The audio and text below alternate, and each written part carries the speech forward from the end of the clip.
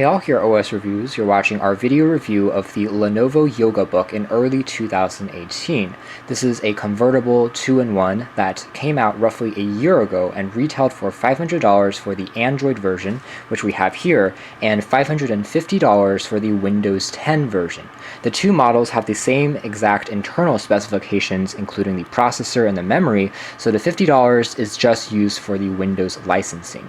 The best part is that now you can find the Yoga Book, especially the Android version, for about $250 on Amazon or eBay, so it's about half the price of what it used to be. A 50% discount for a relatively new piece of technology is an excellent value. So if you're looking for a easy to carry, extremely lightweight, maybe secondary computer or tablet, this is an option that you could consider, especially if you're into digital note-taking, if you're a student, or if you're an artist and you enjoy sketching and drawing. So let's start with the design of the Yoga Book. It's easily the most impressive element of the product. You can see that it is about the same dimensions as a small magazine, and it comes in at an incredibly thin 9.6 millimeters. Remember that this is a 2-in-1 with a full keyboard and with a screen, so this actually makes it one of the thinnest laptops on the market still. Although in day-to-day use, I still felt that it was relatively well constructed.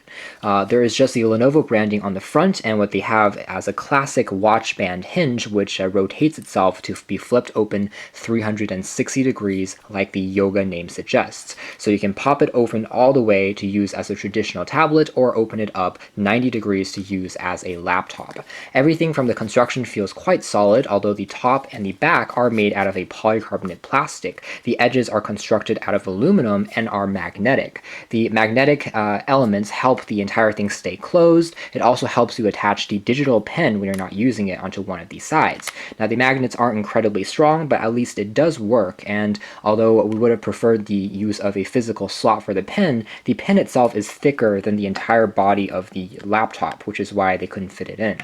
Alright, so starting at the bottom of the Yoga Book, let's take a look at the ports. We have access to a micro USB port. I do wish this was USB Type-C, but then again, USB Type-C is slightly wider than micro USB, so maybe for the sake of thinness, they went with this. There's also a SIM card slot because you can use this with 4G LTE for internet connectivity. There is a mini HDMI port, there is one speaker, and then on the other side, there is the second stereo speaker. We'll do a bit of testing in a moment, but the sound quality is another plus, surprisingly, for such a thin product. It sounds great, it sounds loud, and it's rich. There's also a dedicated power switch and a volume rocker, which are all tactile, responsive, and made out of aluminum, and also a small 3.5 millimeter headphone jack that it couldn't even fit all the way because part of the port, you can see, is cut off from the bottom. On the back, there's nothing except some branding information, and this does have Dolby Atmos technology for the speakers, which is also partly responsible for the very good audio performance. So it's an extremely clean, futuristic design that easily blends into a desk's environment, and if you have a few magazines around you, it can be mistaken for just a magazine, because that's how small and modern looking it is. With that being said, I would have preferred if they put in maybe a few rubber accents on the back, because if you put it on a flat surface, it does quite easily slide around and may perhaps scratch a little bit more easily in the future. The Yoga Book comes in 3 colors. We have the gunmetal gray, also comes in a champagne gold, and you do need both hands to more or less pop it open like this. When we open up the entire thing, we have access again immediately to this very futuristic looking Halo keyboard. So just taking a look at how thin this thing really is to give you a better perspective, here is the Lenovo Tab 3 P8. It's the same thickness as the Lenovo Tab P4. It's a very kind of popular, low-cost, budget-oriented Android tablet that Lenovo is making. And this entire tablet is pretty much the exact same thickness as the Yoga Book. So this is just a regular tablet, whereas the Yoga Book has an entire keyboard and the screen, which it packs into this incredibly thin package. It's also about the same thickness overall as some Surface computers and perhaps as an iPad. So again, they really did a marvel of engineering. And of course, this is a much more usable design than something like a touch keyboard on a Surface, which can only be used on a flat surface. The convenience of a real kind of laptop design is you can pop it up on your lap, you can take it anywhere even without a flat surface and still type much more comfortably. It's essentially a second touchscreen. It's a capacitive sensor, and if you've ever typed on a laser touch keyboard or if you use a glass keyboard, you get the same experience here. It's kind of like typing on a touchscreen, except you have a much larger area to work with, and it supports multi-touch. Lenovo claims that they've built in kind of AI software that is predictively learning your typing habits and will improve the efficiency of the autocorrection over time, and that certainly seems to be the case. Although it's nowhere near as fast as on a ThinkPad keyboard, for instance, it still is good enough for typing out some messages. Otherwise, the Yoga book comes with 4 gigabytes of RAM and also the Intel X5 series quad-core Atom processor, which is clocked up to 2.4 gigahertz. It's actually a decent chipset, especially on such an energy-efficient tablet, and so it's a fanless machine, doesn't require any active cooling, and in day-to-day use actually does pretty good in terms of battery performance. In fact, the Yoga book will last you easily about 7 hours, sometimes 8 hours on a single go before you need to recharge it, so it will last you all day long. Otherwise, it comes equipped with the standards, including Wi-Fi, Bluetooth, as well as that 4G LTE connectivity as an unlocked SIM card tray. So take a quick look here. Basically, the keyboard is also crafted out of Corning Gorilla Glass, has a slightly matte surface to it, and although there isn't really a tactile sensation that differentiates each of the individual keys, there is haptic feedback that actually works pretty well. The entire base of the unit vibrates when you're typing down on it, along with a slight click that gives you a better sensation that you're typing on something real. We can also adjust the brightness of the backlight for the keyboard, so we can make it brighter. You can have a kind of inactive brightness level or set it to auto mode, and especially with the lights dimmed, you can just really tell how futuristic this thing looks. It seems like it stepped right out of a Tron, or some type of sci-fi movie set, and we can make it dimmer as well. I can see 2 main reasons why Lenovo went with this Halo Touch keyboard. The first is to make the device extremely thin, so this minimizes the actual need for mechanical keys, and again achieves this insane portfolio when looking at the side. The second is to use it as, again, a drawing tablet with the bundled Wacom touchscreen pen. So it's branded by Lenovo, and it supports up to 2048 levels of pressure sensitivity. It comes bundled with a few note-taking apps and drawing apps out of the box that recognizes the pressure, and from there it works like any Wacom-enabled tablet that you would plug into a computer. So it's great for students. What's even more impressive is that Lenovo built in and included some extra accessories. So if we tap and hold on the handwriting key for a few seconds, the keyboard will go away, the light for the pen will start to activate, and from here we can basically start using the stylus, and whenever you tap or are close enough to the surface, it's actually going to gently strobe to tell you that the pen has been detected. We can also switch now to the first accessory that Lenovo has given us as part of the package. This is kind of their Lenovo Yoga book paper. So it's a journal that uses a soft touch rubber magnetic back that attaches automatically and aligns itself onto the center of the keyboard. And then it comes with these journals, which you can also open up magnetically on the side, and then of course switch out for different journals when you're done. But when you want to, you can put it back in and then start writing on these pages, and that means the stylus is actually hiding a secret feature. If I pull off the tip, you can see that right now we have actually a ballpoint pen tip on the side. It's a real ink tip that actually will write onto paper. So for instance, if I just write onto this piece of ad right here and say something like test and circle this, you can see it coming up in real time on the display here. So tapping on the journal icon, we can see that this is what it looks like. So basically it transfers everything you're writing onto a piece of paper and also digitizes it into this format that's forever saved, and then you can more easily manage. So it's great again for students and for note-taking, and works really well.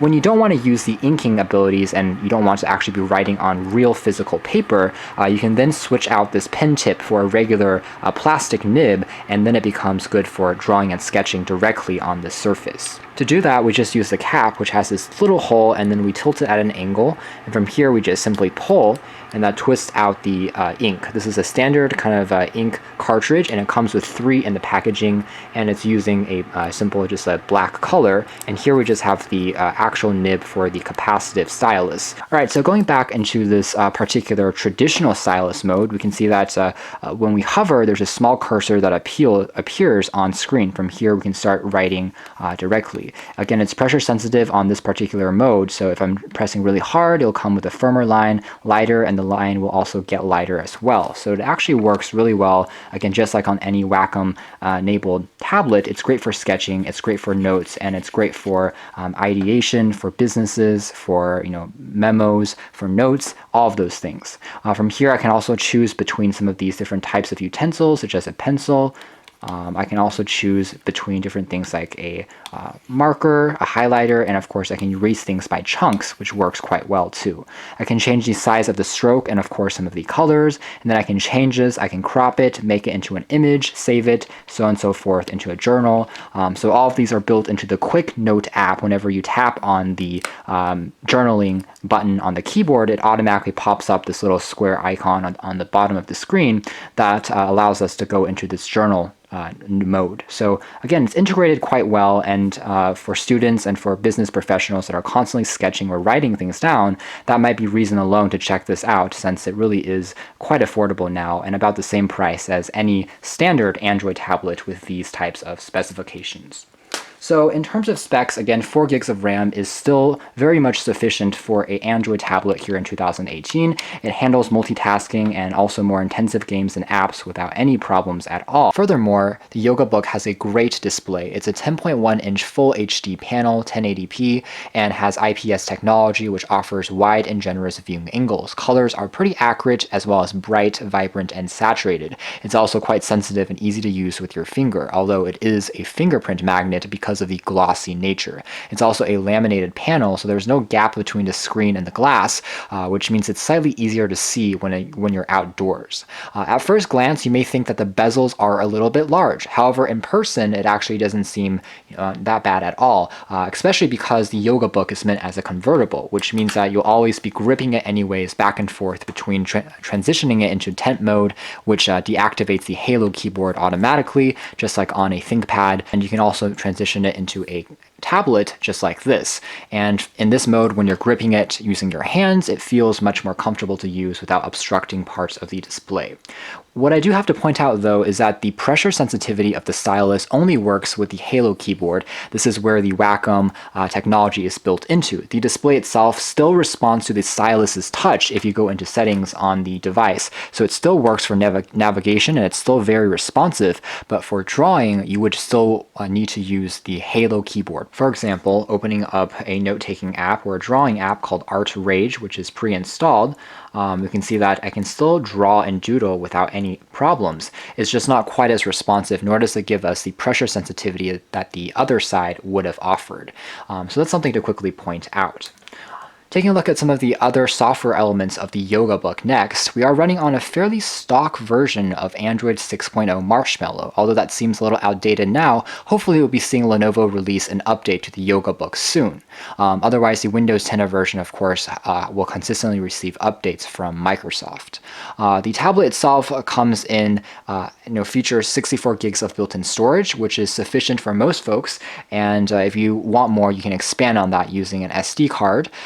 Otherwise, the main tweaks that Lenovo has made here is with the launcher at the very bottom. So what you see here is that there's no center icon for opening up, let's say, your desk or your drawer, because they've optimized the experience to look more like on a desktop.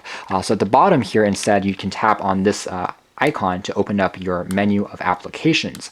Furthermore, the applications that are open will be displayed as smaller icons on the bottom row, just like on Mac OS or on Chrome OS or on Windows. So you can easily toggle back and forth between these open programs, and some of them even allow for multitasking by having smaller screens. Otherwise, it's nice to see that Lenovo hasn't gone overboard with putting on too many bloatware on here. Most of the apps are pretty stock and useful.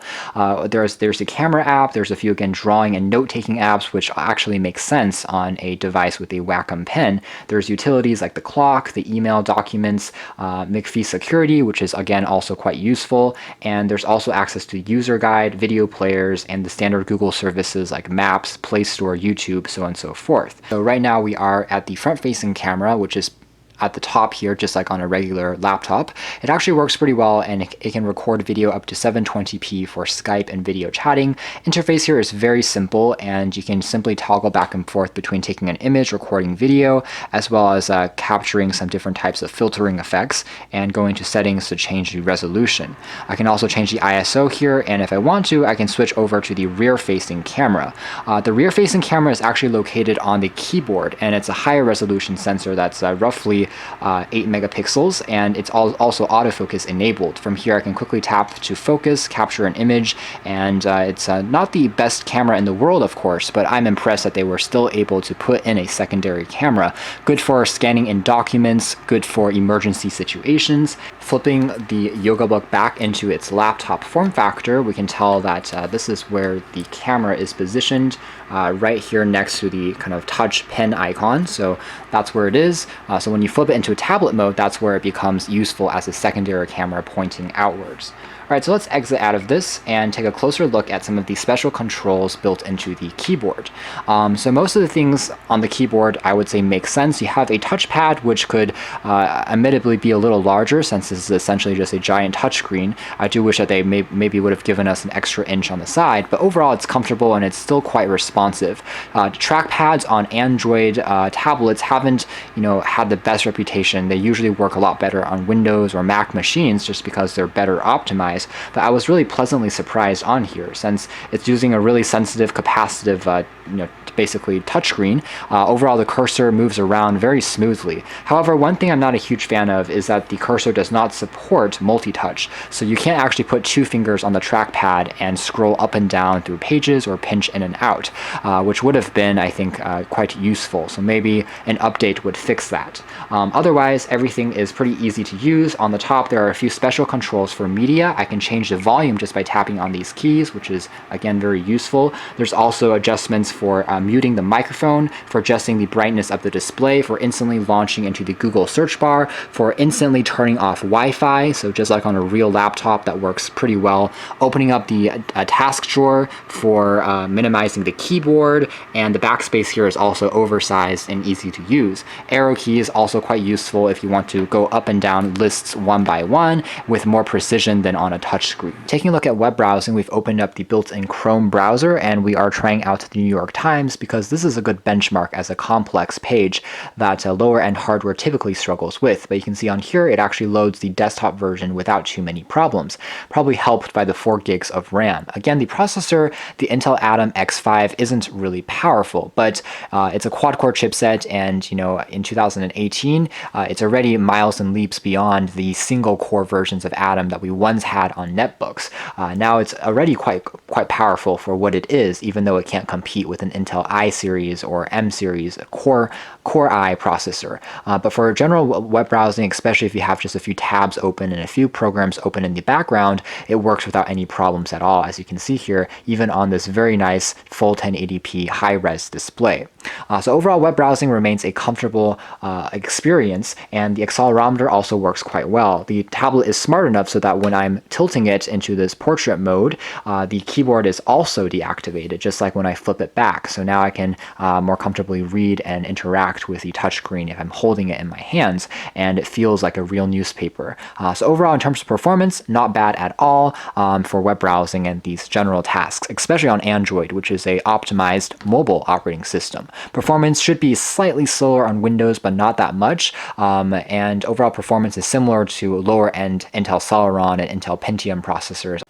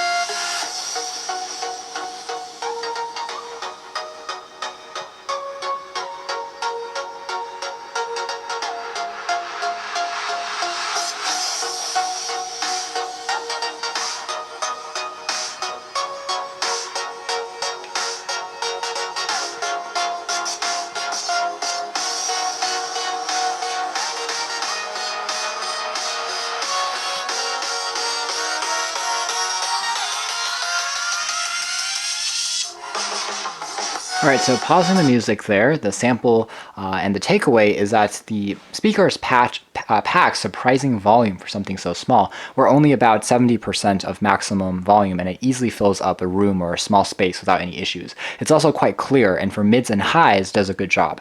Obviously, there isn't much bass. In fact, bass is almost non-existent. Then again, for such a small convertible for a laptop speaker or a tablet speaker, it really is already quite good, especially at this price point that it's offered at now. And pairing it to Bluetooth speaker or plugging it into traditional headphones will improve the experience even more. So quite impressive, makes for a great video watching and media consumption experience with YouTube and Netflix. What's interesting here is that you can see that when I'm touching on the display, it still remains fairly stable. There's not too much shaking going on, even if you put it on your lap and you're typing away, just because the watch band hinge really is a pretty, again, advanced engineering design that works quite well, offers good stability to the overall form factor. Lenovo software enhancements, such as offering a desktop-style bar at the bottom for open programs and also smaller icons and windows that you can easily drag for better multitasking, again, makes the Android version feel pretty close to a full-blown computer. So I think they've done a pretty good job of making everything run well on the overall platform, as well as unique interactive design. So the Yoga Book, in my opinion, 2018 is still a tablet that is worthwhile to consider and to pick up, especially now that the price is getting lower than even $250. At this price, its competitors offer similar specifications with not nearly as stylish of a design, and at the same time, pretty much no keyboard, which means that typing will be slower, more cumbersome, and not quite as efficient. So again, for digital note-taking for students as a secondary device, the Yoga Book makes an excellent option, and at $250, it's much more easy to swallow and much more easy to recommend than its original $500 plus MRSP price. You can check out more details about the Yoga Book in our official written review, but for now, this has been our video. Thanks for watching here at OS Reviews. This has been the Lenovo Yoga Book, a very unique and ultra-thin 2-in-1 convertible.